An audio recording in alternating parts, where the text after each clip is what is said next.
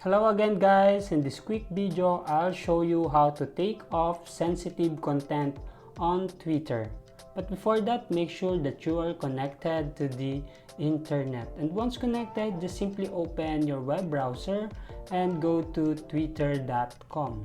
And once you are in the twitter.com, make sure that you are logged into your Twitter account. And once you are done logging into your Twitter account, you will see your profile icon located at the upper left corner. Just simply tap or click this profile icon and just scroll down and go to settings and support.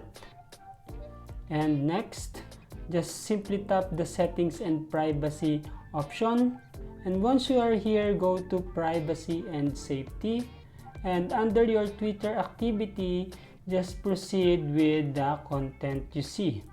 And as you can see here, the display media that may contain sensitive content is checked.